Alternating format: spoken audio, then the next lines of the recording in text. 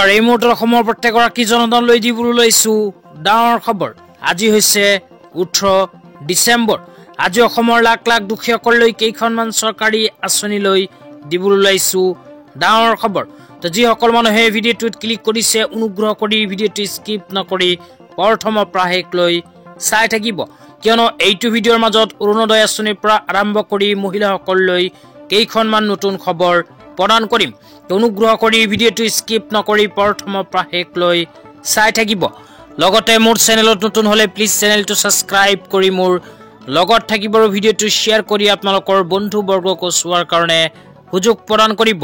তো বলক ভিডিঅ'টো আৰম্ভ কৰি আজিৰ প্ৰথমটো গুৰুত্বপূৰ্ণ খবৰৰ বিষয়ে বিস্তাৰিত জানি লওক। তো আজিৰ প্ৰথমটো গুৰুত্বপূৰ্ণ খবৰ হ'ল অৰুণোদয় আঁচনিলৈ। অসম চৰকাৰে ইতিমধ্যে আৰম্ভ কৰিছে অৰুণোদয় আঁচনিৰ আবেদন। তো আপোনালোকে মোবাইল স্ক্ৰীনত চাব পাৰিছে অৰুণোদয় আঁচনিলৈ চৰকাৰৰ ফালৰ পৰা এনেকৈ এখন আপডেট প্ৰদান কৰিছে। তো ইয়াতে কি লিখা আছে বিতংভাৱে আপোনালোকক জনাই দিম, অনুগ্ৰহ কৰি ভিডিঅ'টো স্কিপ নকৰি চাই থাকিব। তো ইয়াতে লিখা আছে অৰুণোদয় আঁচনিৰ আবেদন অসম চৰকাৰে 15 ডিচেম্বৰ তাৰিখৰ পৰা আৰম্ভ কৰি 28 ডিচেম্বৰ তাৰিখলৈকে সম্পন্ন কৰিব।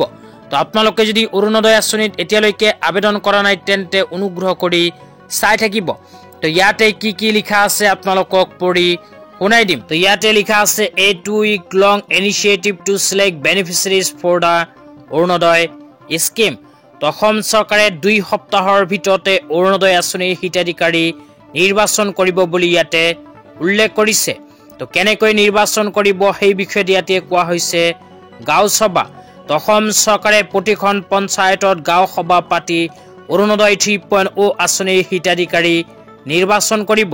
তো আপোনালোকৰ নাম যদি আগৰ পৰাই অৰুণোদয় আঁচনিত অন্তৰ্ভুক্ত হৈ আছে তেন্তেও কিন্তু অৰুণোদয় 3.0 আঁচনিত নতুনকৈ কৰিব লাগিব আবেদন। তো অসম চৰকাৰে উল্লেখ কৰা অনুযায়ী নতুন পুৰণা সকলোৱে অৰুণোদয় 3.0 আঁচনিত আবেদন কৰাটো বাধ্যতামূলক।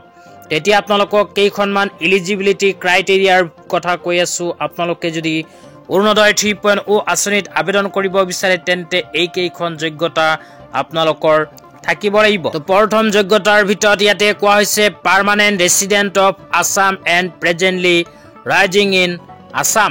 তো আপোনালোকে যদি অৰুণোদয় 3.0 আঁচনিত আবেদন কৰিব বিচাৰে তেন্তে অসমৰ স্থায়ী বাসিন্দা হ'ব লাগিব।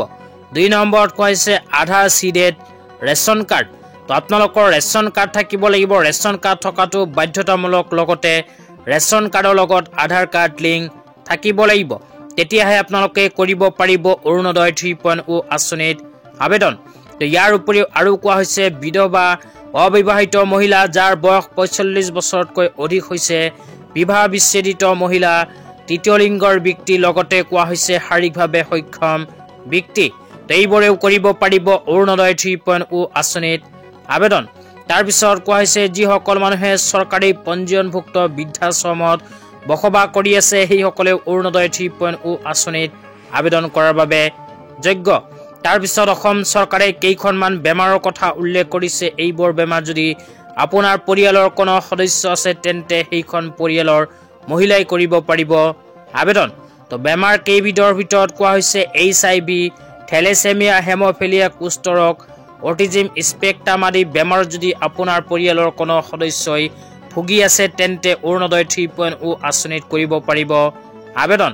তাৰপিছত কোৱা হৈছে আশ্ৰয়হীন মহিলা, ভিক্ষাৰে জীৱন নিৰ্বাহ কৰা মহিলা, লগতে অন্য যোজনা আঁচনিৰ হিতাধিকাৰীসকলেও অৰুণোদয় 3.0 আঁচনিত কৰিব পাৰিব আবেদন। এই কেইখন যোগ্যতাৰ উপৰি যিসকল মানুহৰ বছৰকীয়া আয় 2 লাখ টকাতকৈ তলৰ সেইসকল মানুহেও অৰুণোদয় 3.0 আঁচনিত আবেদন কৰাৰ বাবে যোগ্য। তো আপোনালোকে যদি অৰুণোদয় 3.0 আঁচনিৰ আবেদন ফৰ্ম এতিয়ালৈকে পোৱা নাই তেন্তে এইটো ভিডিঅ'ৰ কমেণ্ট বক্সত কমেণ্ট কৰি জনাই দিবলৈ নাপাহৰিব। তেতিয়া আপোনালোকক দিবলৈ লৈছোঁ আজি দ্বিতীয়টো খুবেই গুৰুত্বপূৰ্ণ খবৰ। অনুগ্ৰহ কৰি ভিডিঅ'টো স্কিপ নকৰি চাই থাকিব। তো আজিৰ দ্বিতীয়টো গুৰুত্বপূৰ্ণ খবৰ হ'ল PM কিষাণ আঁচনিৰ হিতাধিকাৰীসকলৰ বাবে।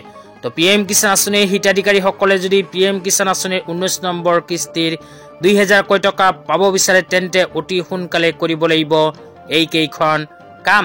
তো ইয়াতে লিখা আছে farmer can avail the benefit of the upcoming installment of PM Kisan scheme by the ensuring these important steps to be completed. Visit pmkisan.gov.in for more information related to the scheme.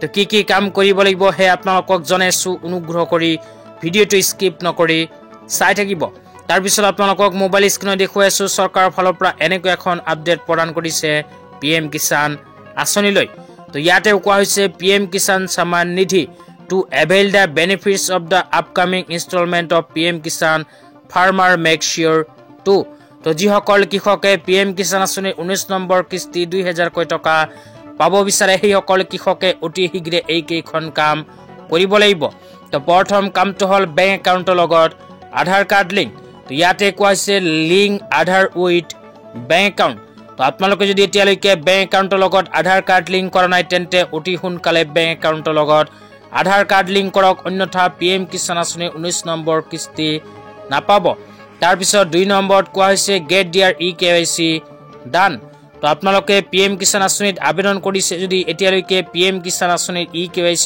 কৰা নাই তেন্তে অতি সোনকালে কৰি লওক তাৰ পিছত 3 নম্বৰত কোৱা হৈছে আপলোড কাৰেক্ট ল্যান্ড ডকুমেন্ট তো যিসকল মানুহে মাটিৰ তথ্য পাতি এতিয়ালৈকে PM কিষাণ আঁচনিৰ লগত সংযোগ কৰা নাই সেই সকলেও মাটিৰ তথ্য পাতিখিনি PM কিষাণ আঁচনিৰ লগত অতি সোনকালে সংযোগ কৰিব লাগিব অন্যথা আপোনাৰ নাম PM কিষাণ আঁচনিত অন্তৰ্ভুক্ত হৈ থাকিলেও নাপাব PM কিষাণ আঁচনিৰ 19 নম্বৰ কিস্তিৰ 2000 কোটি টকা তাৰ পিছত আপডেটখনত লিখা আছে for new farmer registration visit the official website pmkisan.gov.in তো যিসকল মানুহে এতিয়ালৈকে PM কিষাণ আঁচনিত নিজৰ নাম অন্তৰ্ভুক্ত কৰিব পৰা নাই সেই সকলে বিচাৰিলে এতিয়াই pmkisan.gov.in ৰ অফিচিয়েল ৱেবছাইটত গৈ কৰিব পাৰিব আবেদন তো আপোনালোকে যদি PM কিষাণ আঁচনিত নতুনকৈ আবেদন কৰিব বিচাৰে তেন্তে এইটো ভিডিওৰ কমেন্ট বক্সত কমেন্ট কৰি জনাই দিব তেতিয়া আপোনালোকক দিবলৈ লৈছো আজি তৃতীয়টো খুবেই গুৰুত্বপূৰ্ণ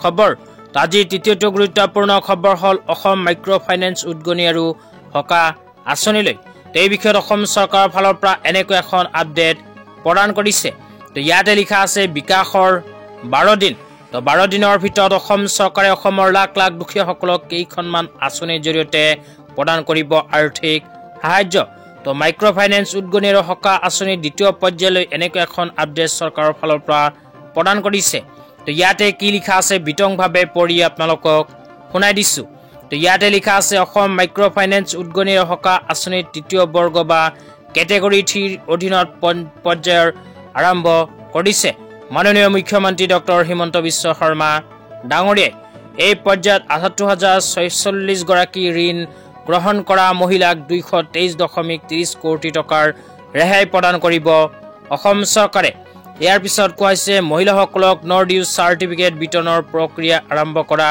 হৈছে তো যিসকল মহিলাই মাইক্ৰ ফাইনেন্সৰ পৰা ঋণ লৈছিল সেই সকল মহিলাক অসম চৰকাৰে নৰ্থ ইষ্ট চাৰ্টিফিকেট প্ৰদান কৰাৰ কাম ইতিমধ্যে আৰম্ভ কৰিছে তো আপোনালোকে লাভ কৰিছে নে নাই এইটো ভিডিওৰ কমেন্ট বক্সত কমেন্ট কৰি জনাই দিবলৈ নাপাহৰিব তো আজি ইমানেই ধন্যবাদ।